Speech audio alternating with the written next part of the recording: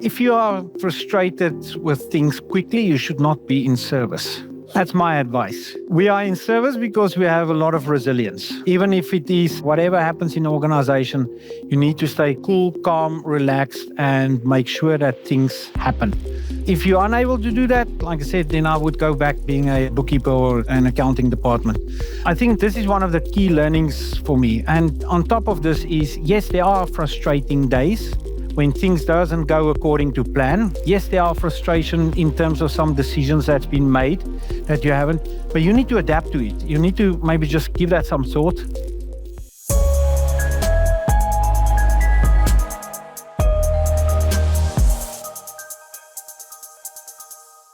So before we get into it, I know we did our brief introductions, but tell everyone a little bit more about yourself, the business, whatever you want to share. Just easy to understand, I'm Clinten. I'm South African, and it's not a Dutch surname, it's Afrikaans surname. So born in South Africa, grew up, educated. Straight after school, I thought the best career for me would be in accounting. So I studied accounting and then found out it's pretty boring. And then started looking and then obviously entering the service industry. Worked in various industries from auto glass right through to building glass applications, architectural, then in aerospace, where I worked for quite a number of years in the aerospace and defense industry. And back in 2016, moving up to Germany, where I currently reside with my family, and now working for TOMRA. Joined TOMRA Recycling just a little bit 2 years ago. Very exciting industry to be in. TOMRA is a Norwegian company, provide different types of applications. It's on the collection side for the ones of you that live in Germany or Netherlands. When you take your fund back to the shopping centers, those machines are coming from our collection division. We are on the recycling side. We actually provide sensor-based NIR technology type of equipment that waste management companies use to sort different types of plastics, paper, which is quite trendy at the moment, especially from sustainability point of view, but also a very fast-growing type of industry that we see, especially due to regulatory changes as sustainability is a major priority for a lot of corporations at the current moment. Okay. Just to frame our conversation for today, we spoke this morning about the move to outcomes-based service. You and I talked about the concept of aftermarket as an afterthought. That tends to be true in a lot of organizations where they still use that terminology of aftermarket service. A lot of times, aftermarket and afterthought can be synonyms. And for TOMRA, where are you at in that journey? And how are you thinking about, as a business, how are you viewing and thinking about service? Maybe I'll go back. I think a lot of us know in the 90s, they actually said there's no place for field service going forward, just due to the fact that people will manufacture stuff, they'll throw it away, buy a new one, manufacture, throw away. Guess what? It's actually been completely the opposite. And I think that's what's making it exciting. Although a lot of companies are still stuck in that traditional way of thinking, the mindset is still traditional. The culture is still set up in such a way that it's not really driving that change. We're still looking at processes that is still designed for just call Mr. or Mrs. Fix It out to go fix it and everything goes well. When I joined TOMRA, because of the growth of the industry, I remember my EVP said to me because I asked him, where do you want me to focus on first? Mm-hmm. And the first focus was catching up because the market was growing so fast. They were selling so many units and service took too long to actually transform. When I started, the first thing I started doing was looking at our organization and looking at how do we actually get a compelling vision and mission that we can design within the organization that looks sexy, that looks accommodating, that we can bring service more to the forefront. I got my team together. Some of my team members are here today as well. Got the team together and we started hammering it out. What does a mission look like? What does our customers want? What does the organization want? How do we embed everything within our DNA and how do we do this? And this is why we started then with our mission, which is really a good tool for you to use as well internally and driving that mindset change of it's not aftermarket, afterthought. Service should be on the forefront of driving everything because we are involved in every facet of a business, although we are very complex. So if you speak to a CEO or CFO, they don't want to understand because it's too complex. So how do we actually change that mindset of making it a little bit more in bite sizes, not be too detailed or in the weeds, daily weeds, but really taking that back to your organization and then sharing that and also sharing the good news of what service really means. Yeah. And I think part of that complexity that people don't necessarily want to understand is that it's intangible. It's a lot easier to understand the products, the line items. It's a lot harder to understand the intangible value of service and everything that can represent. When you came in and you started trying to set this strategic vision, what were the biggest hurdles you faced when it comes to the legacy mentality or culture? Changing that mindset, I think, was in some cases a culture shock for different parts of the organization. What is really nice about service, and I think you all can resonate very well on that, is the fact that we are quite resilient and we're quite adaptable to change. Service is the easy one to convince. The more difficult is that's upper level management, your sales teams, your operation teams, your R&D teams, because there comes the tricky part. And you're 100% right. It is a complex organization. But if I look at 2019 BC, before Corona, companies didn't really think of service in such a way as a real revenue driver and as the unique selling point for your products. And when COVID happened, actually, companies then started switching around. And I know one of the companies before, their total service revenue was only 30% of their total annual revenue. But when COVID hit, it became 55% of annual revenue. Suddenly, the CEO as well as the CFO started now understanding what service means and why service is very important, especially for a sustainable business platform. And I think this is really the tricky point. For me, was more of how do we design that strategy? How do we break it down, Jörn said, in smaller pieces that is understandable for the organization? Because if you come up with a big area, you are going to lose your audience. This is where we looked at, this is our strategy that we want to achieve over 5 years, and I'll get to my 10-year aspirations. And how did we break that down to come into what is our strategic priorities for this year?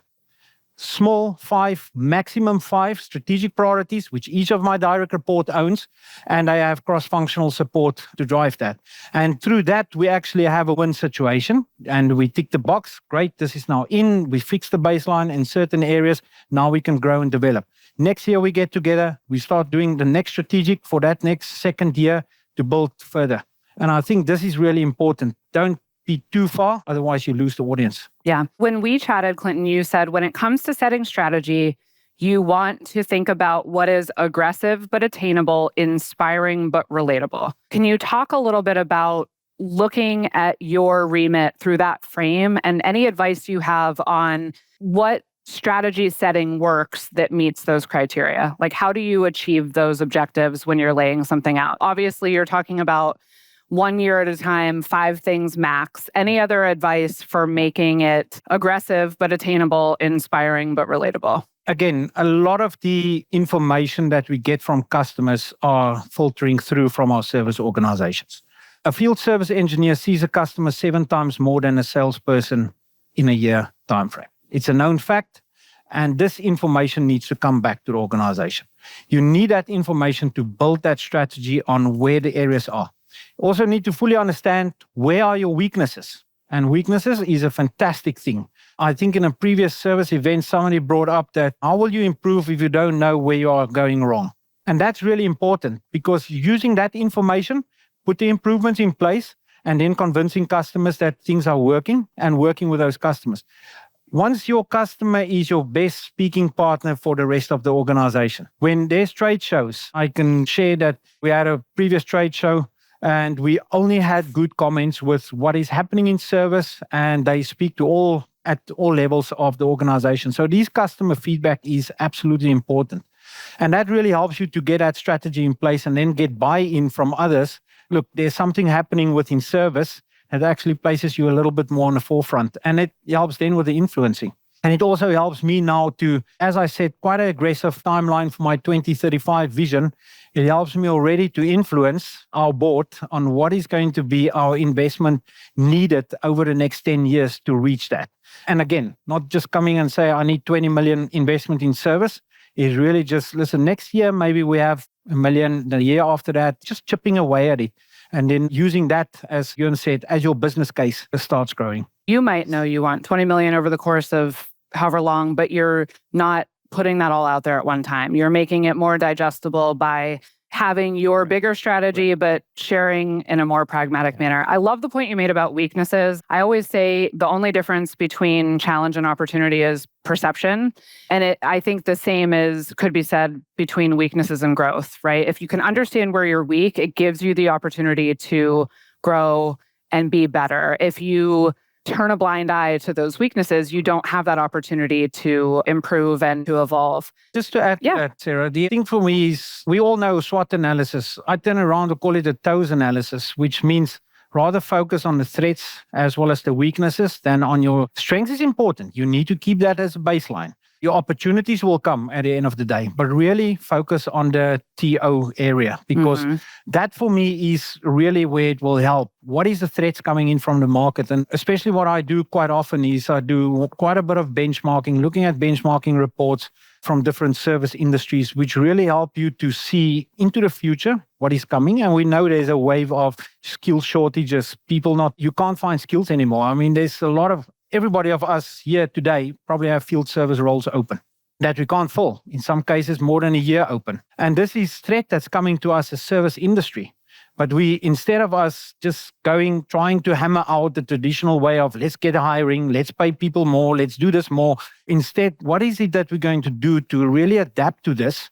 Because if the skills are not there in 10 years, you're going to be selling the machine, but you're not going to get the service.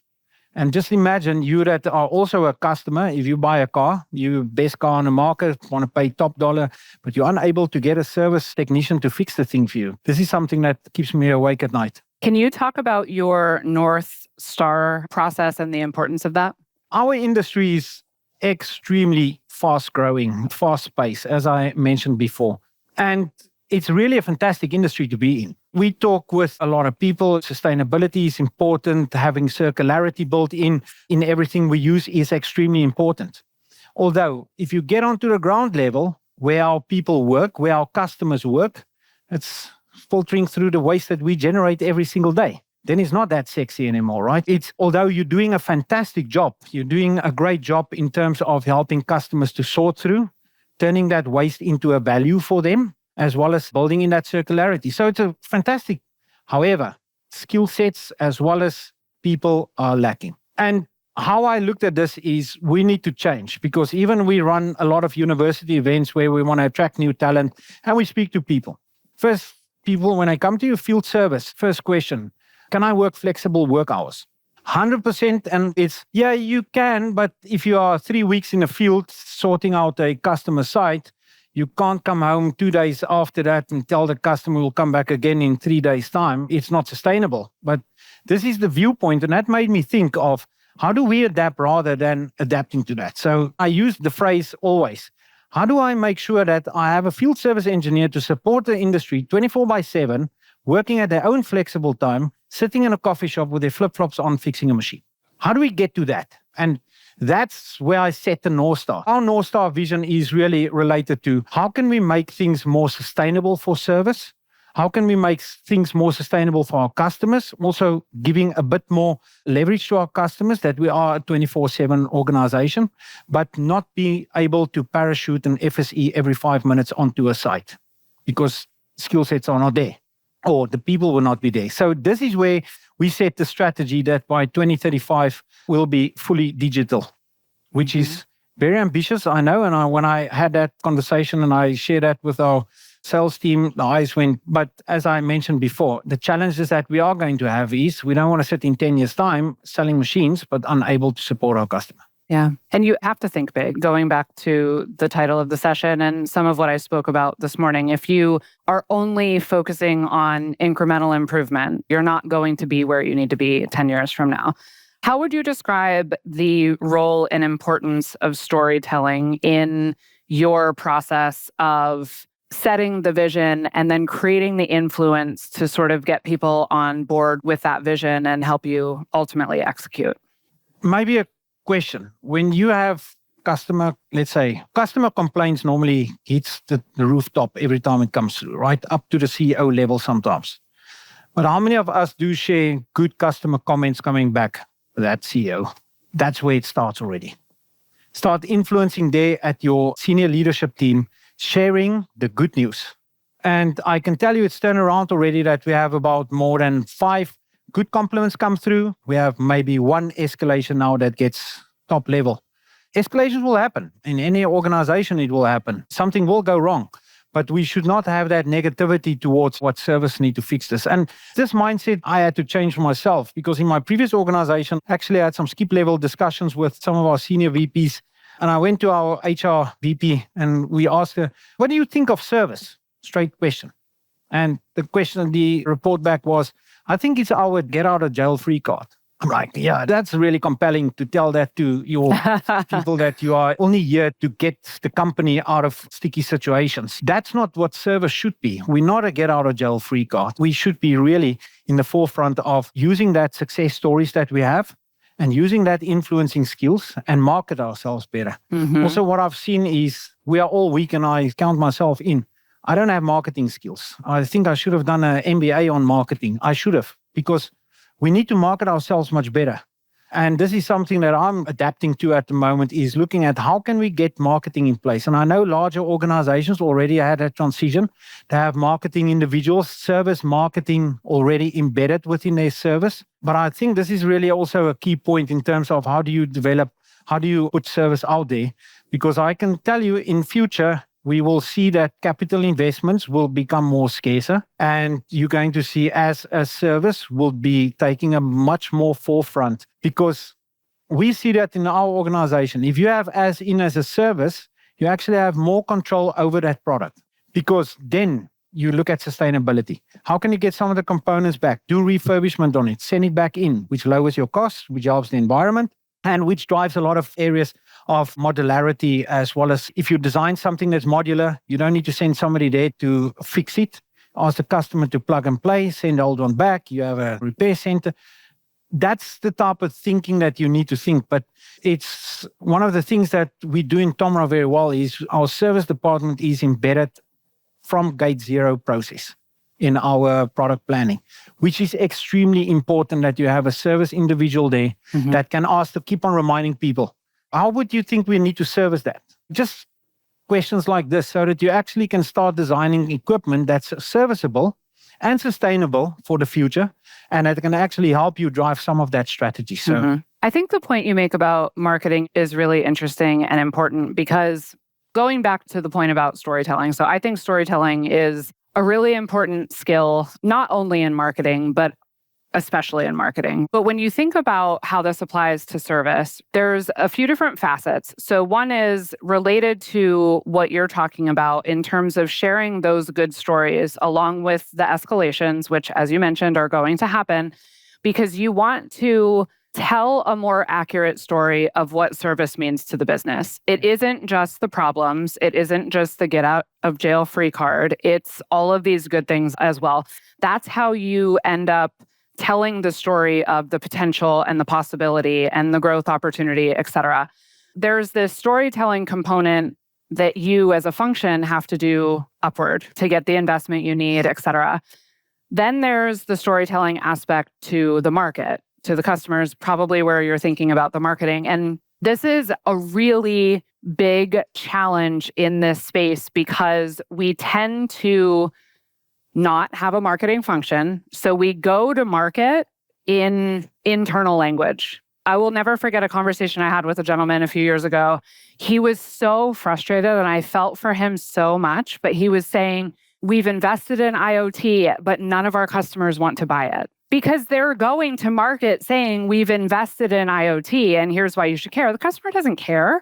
They're taking their internal language and trying to sell it externally, and it's a failure every time. It's the same thing. It's just, again, flipping the narrative, right? You need to be able to think about, here's what we're doing internally, which we have to educate ourselves on, but what that means to our customers externally is what we need to go to market with. And then you have storytelling from the perspective of the talent landscape.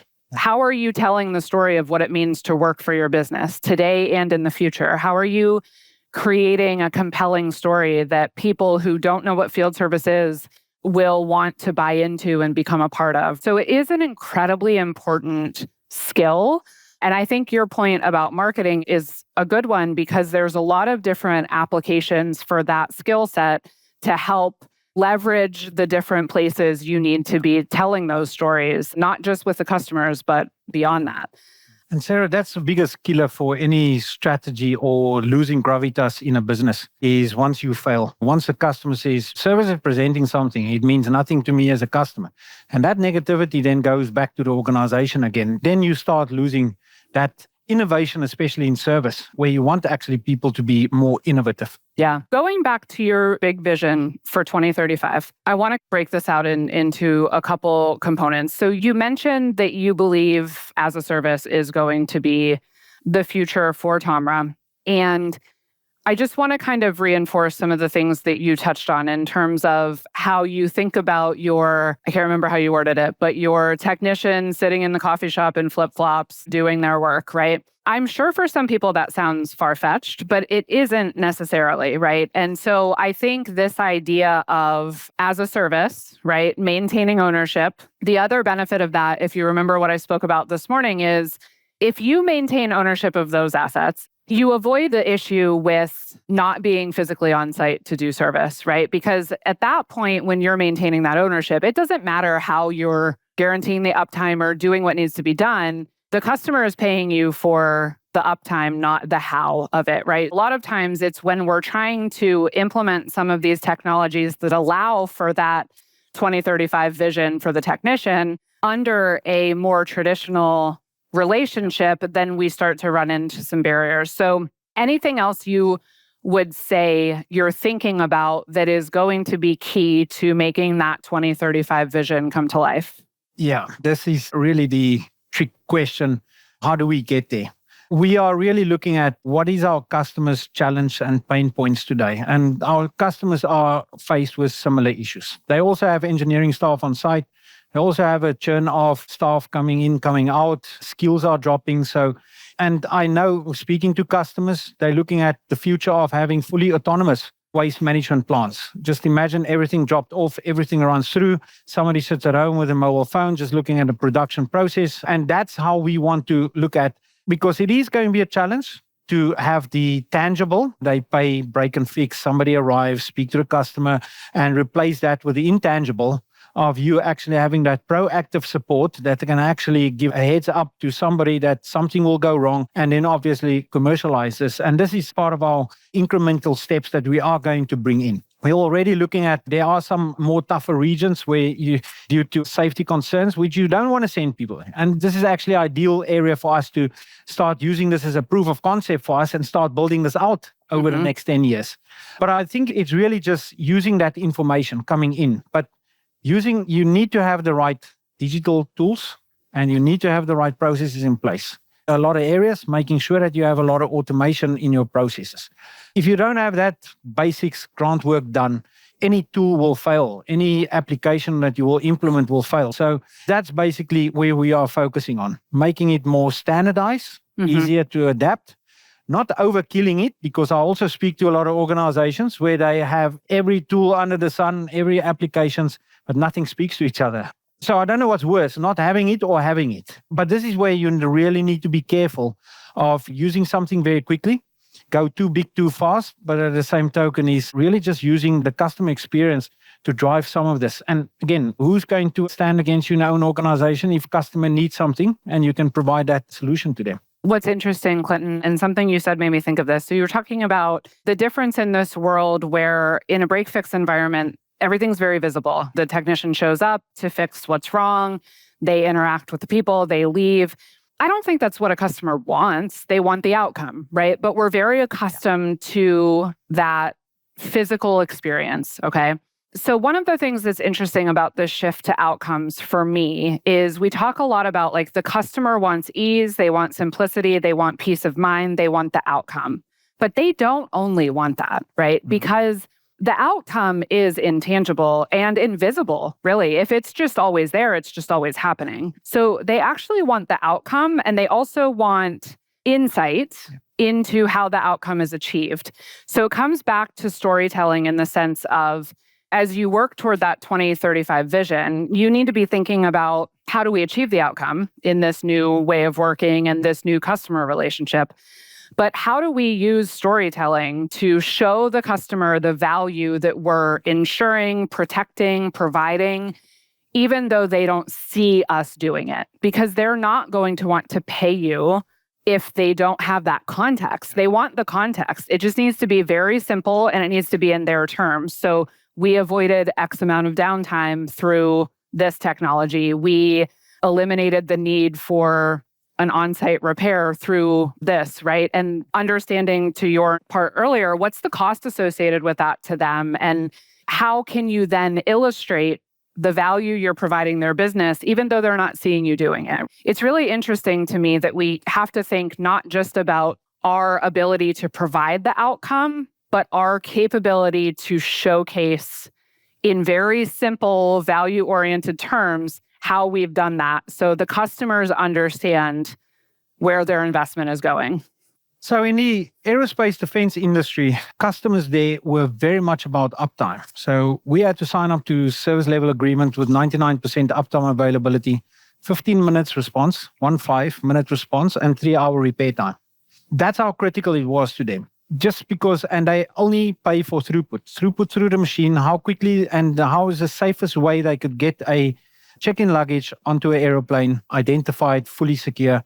And that was the outcome that was there. Although it had the challenges where you couldn't connect to an airport remotely. So you actually had to throw people at this. But that taught me a lot of things in terms of what is the outcome that customers want. And this is what I've seen in TOMRA. They require only uptime availability at the highest level. When I say level, sorting capacity. If something drops below a certain threshold, machine should be giving a signal through. This material is dropping below this. You get a technician remotely to change the parameters slightly up. You send a quick report to the customer, say, Mr. Customer, just to let you know, you don't even know, a customer doesn't even know that this has happened. This is your percentage back again. And that's how we want to try to change the intangible, is really sharing that customer can see they get much better yield from the waste that goes through their plants.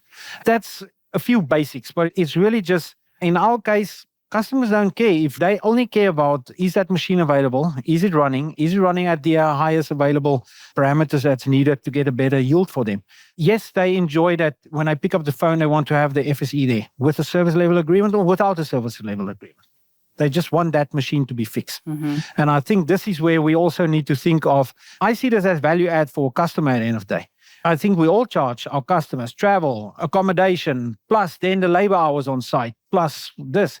Imagine you go to a customer, say, instead of me investing in Lufthansa, I'm not charging you, but you will pay for the hours that we actually do this proactive service for you. And that's where it comes down to, is really saving money and cost to our customers, that overall total cost of ownership, but getting to a place where you can actually put on piece of paper that you're guaranteeing a certain level of uptime availability, being that 99% according to this targets. Okay, you said just around 2 years you've been in this role and you're creating this vision, you're working toward shifting the mindset, navigating the culture, managing change.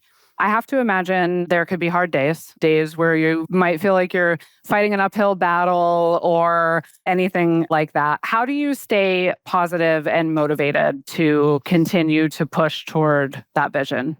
If you are frustrated with things quickly, you should not be in service.